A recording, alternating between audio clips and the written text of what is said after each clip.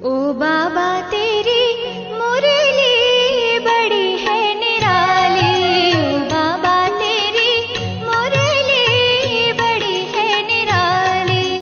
ओम शांति। 26 दिसंबर 2024। बाबा के महावाक्य। मीठे बच्चे, तुम अभी पढ़ाई पढ़ रहे हो। यह पढ़ाई है पतित से पावन बनने की। तुम्हें यह पढ़ना और पढ़ाना है। प्रश्न: दुनिया में कौन सा ज्ञान होते हुए भी अज्ञान अंधियारा है? उत्तर: माया का ज्ञान, जिससे विनाश होता है। मौन तक जाते हैं। यह ज्ञान बहुत है, लेकिन नई दुनिया और पुरानी दुनिया का ज्ञान किसी के पास नहीं है।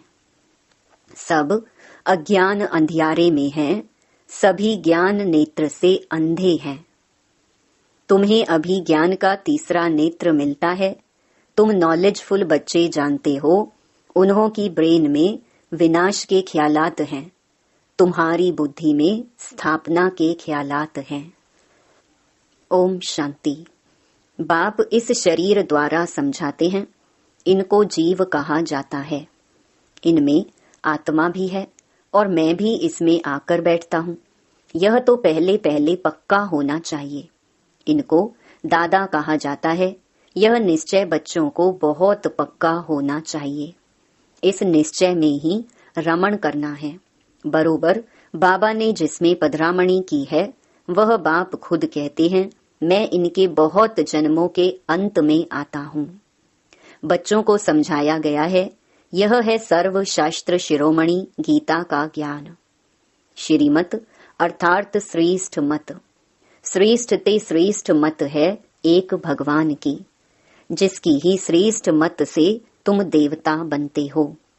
बाप खुद कहते हैं, मैं आता ही तब हूँ जब तुम भ्रष्ट मत पर पतित बन जाते हो। मनुष्य से देवता बनने का अर्थ भी समझना है। विकारी मनुष्य से निर्विकारी देवता बनाने बाप आते हैं। सतयुग में मनुष्य ही रहते हैं, परंतु दैवी गुण वाले। अभी कलयुग में हैं सभी आसुरी गुण वाले। है सारी मनुष्य सृष्टि, परंतु यह है ईश्वरीय बुद्धि और वह है आसुरी बुद्धि। यहाँ है ज्ञान, वहाँ है भक्ति। ज्ञान और भक्ति अलग अलग है। भक्ति के पुस्तक कितने ढेर के ढेर हैं। ज्ञान का पुस्तक एक है। एक ज्ञान सागर की पुस्तक एक ही होना चाहिए। जो भी धर्म स्थापन करते हैं, उनका पुस्तक भी एक ही होता है, जिसको रिलीजियस बुक कहा जाता है। पहली पहली रिलीजियस बुक है गीता। पहला पहला आदि सनातन देवी देवता धर्म है, ना कि हिंदू धर्म। मनुष्य समझते हैं गीता से हिंदू धर्म स्थापन हुआ। गीता का ज्ञान श्री कृष्ण ने दिया। कब दिया? परंपरा से। कोई शास्त्र में शिव भगवानुवाच तो है नहीं। तुम अभी समझते हो, इस गीता ज्ञान द्वारा ही मनुष्य से देवता बने हैं।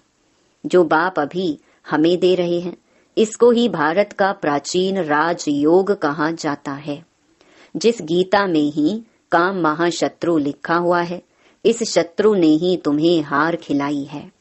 बाप इस पर ही जीत पहनाकर जगत जीत विश्व का मालिक बनाते हैं। बेहद का बाप बैठ इन द्वारा तुमको पढ़ाते हैं। वह है सभी आत्माओं का बाप। यह फिर है सभी मनुष्य आत्माओं का बेहद का बाप। नाम ही है प्रजापिता ब्रह्मा। तुम किससे पूछ सकते हो कि ब्रह्मा के बाप का नाम क्या है, तो मूंझ पड़ेंगे। ब्रह्मा, विष्णु, शंकर, इन तीनों का बाप कोई होगा ना। ब्रह्मा, विष्णु, शंकर सूक्ष्म वतन में देवताएं हैं। उनके ऊपर है शिव। बच्चे जानते हैं, शिव बाबा के जो बच्चे आत्माएं हैं, उन्होंने शरीर धारण किया है। वह तो सदैव निराकार परम पिता परमात्मा है। आत्मा ही शरीर द्वारा कहती है परम पिता। कितनी सहज बात है। इनको कहा जाता है अल्फ और बे की पढ़ाई। कौन पढ़ाते हैं?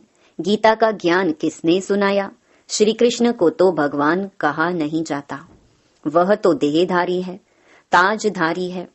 शिव तो है निराकार, उन पर तो कोई ताज आदि है नहीं। वही ज्ञान का सागर है, बाप ही बीज रूप चैतन्य है। तुम भी चैतन्य हो, सभी झाड़ों के आदि मध्य अंत को तुम जानते हो। भल तुम माली नहीं हो, परंतु समझ सकते हो कि बीज कैसे डालते हैं, उनसे झाड़ कैसे निकलता है। वह है जड़, यह है चैतन्य। आत्मा को चैतन्य कहा जाता है। तुम्हारी आत्मा में ही ज्ञान है और किसी आत्मा में ज्ञान हो नहीं सकता। तो बाप चैतन्य मनुष्य सृष्टि का बीज रूप है। यह चैतन्य क्रिएशन है। वह सभी हैं जड़ बीज। ऐसे नहीं कि जड़ बीज में कोई ज्ञान है। यह तो है चैतन्य बीज रूप, उनमें सारे सृष्टि की नॉलेज है। झाड़ की उत्पत्ति, पालना, विनाश का सारा ज्ञान उनमें है। फिर नया झाड़ कैसे खड़ा होता है, वह है गुप्त। तुमको ज्ञान भी गुप्त मिलता है, बाप भी गुप्त आए हैं। तुम जानते हो यह कलम लग रहा है। अभी तो सभी पतित बन गए हैं। अच्छा, बीज से पहला पहला पत्ता निकला, वह कौन था? सतयुग का पहला पत्ता तो श्री कृष्ण को ही कहेंगे, लक्ष्मी नारायण को नहीं कहेंगे। नया पत्ता छोटा होता है, पीछे बड़ा होता है। तो इस बीज की कितनी महिमा है। यह तो चैतन्य है ना। भल दूसरे भी निकलते हैं, धीरे धीरे उन्हों की महिमा कम होती जाती है।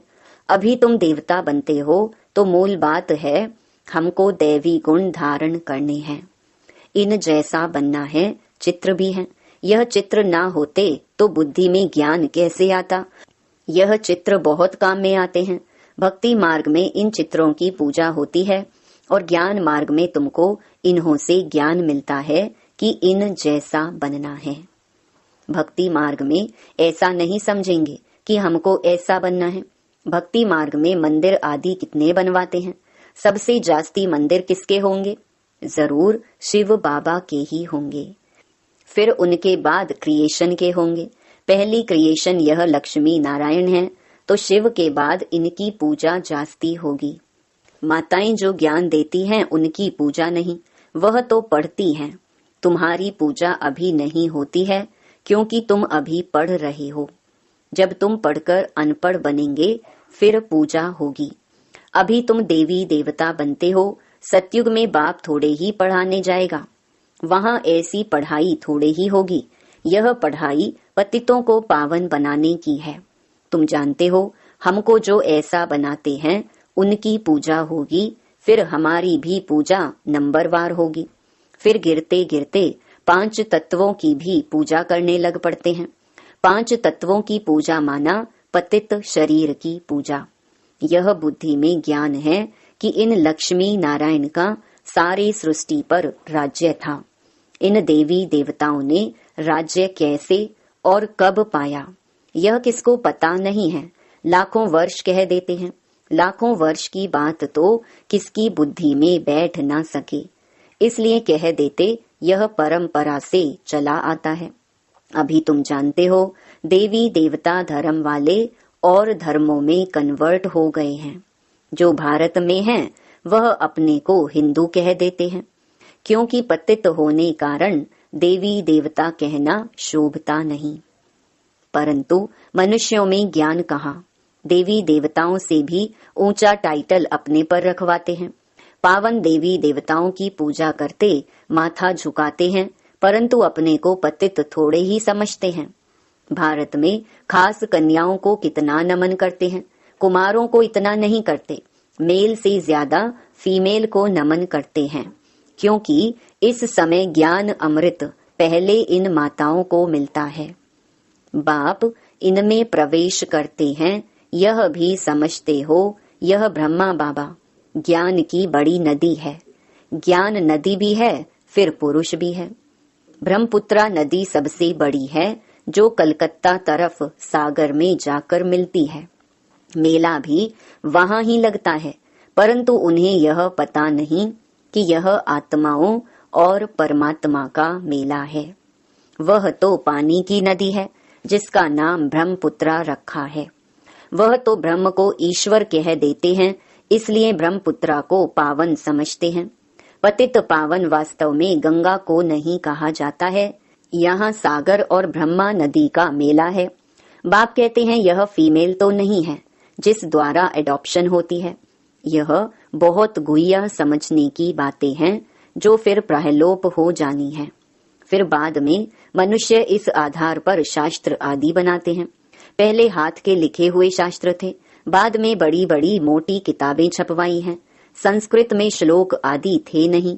यह तो बिल्कुल सहज बात है। मैं इन द्वारा राजयोग सिखलाता हूँ, फिर यह दुनिया ही खलास हो जाएगी। शास्त्र आदि कुछ भी नहीं रहेंगे। फिर भक्ति मार्ग में यह शास्त्र आदि बनेंगे। मनुष्य समझते हैं यह शास्त्र आदि परंपरा से चले आए हैं। इसको कहा जाता है अज्ञान अंधियारा। अभी तुम बच्चों को बाप पढ़ाते हैं जिससे तुम सोझरे में आए हो। सतयुग में है पवित्र प्रवृत्ति मार्ग, कलयुग में सभी अपवित्र प्रवृत्ति वाले हैं। यह भी ड्रामा है। बाद में है निवृत्ति मार्ग, जिसको संन्यास धर्म कहते हैं। जंगल में जाकर रहते हैं, वह है हद का संन्यास। रहते तो इस पुरानी दुनिया में है, अभी तुम जाते हो नई दुनिया में। तुम्हें तो बाप से ज्ञान का तीसरा नेत्र मिला है, तो तुम कितने नॉलेजफुल बनते हो। इससे जास्ती नॉलेज होती ही नहीं। वह तो है माया की नॉलेज, जिससे विनाश होता है। वो लोग मून चांद पर जाकर खोज करते हैं। तुम्हारे लिए कोई नई बात नहीं। यह सभी माया का पॉम्प है। बहुत शो करते हैं, अति डीपनेस में जाते हैं कि कुछ कमाल करके दिखाएं। बहुत कमाल करने से फिर नुकसान हो जाता है। उन्हों के ब्रेन में विनाश के ही ख्यालात आते हैं। क्या क्या बनाते रहते हैं। बनाने वाले जानते हैं इससे ही विनाश होगा। ट्रायल भी करते रहते हैं। कहते भी हैं 2 बिल्ले लड़े, माखन तीसरा खा गया। कहानी तो छोटी है, परंतु खेल कितना बड़ा है। नाम इन्हों का ही बाला है। इन द्वारा ही विनाश की नोंद है। कोई तो निमित्त बनता है ना। क्रिश्चियन लोग समझते हैं पैराडाइज था, पर हम नहीं थे। इस्लामी बौद्धि भी नहीं थे, फिर भी क्रिश्चियन लोगों की समझ अच्छी है। भारतवासी कहते हैं देवी देवता धर्म लाखों वर्ष पहले था, तो बुद्धू ठहरे ना। बाप भारत में ही आते हैं। जो महान बेसमझ हैं उन्हें ही महान ते महान समझदार बनाते हैं। परंतु फिर भी याद रहे, बाबा तुम बच्चों को कितना सहज करके समझाते हैं। मुझे याद करो तो तुम सोने का बर्तन बन जाएंगे, तो धारणा भी अच्छी होगी। याद की यात्रा से ही पाप कटेंगे।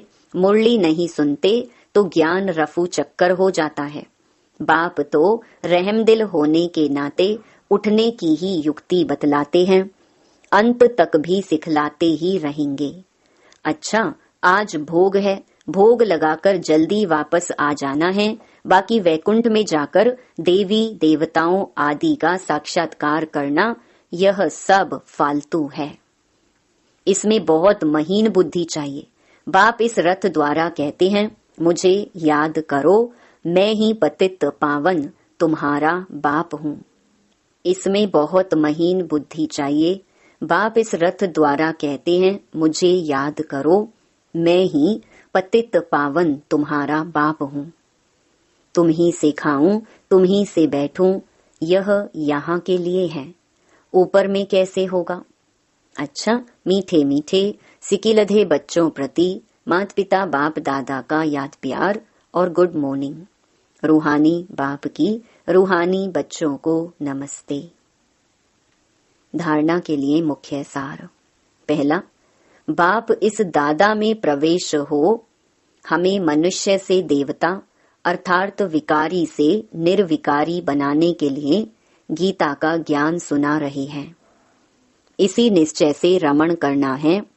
श्रीमत पर चलकर श्रेष्ठ गुणवान बनना है।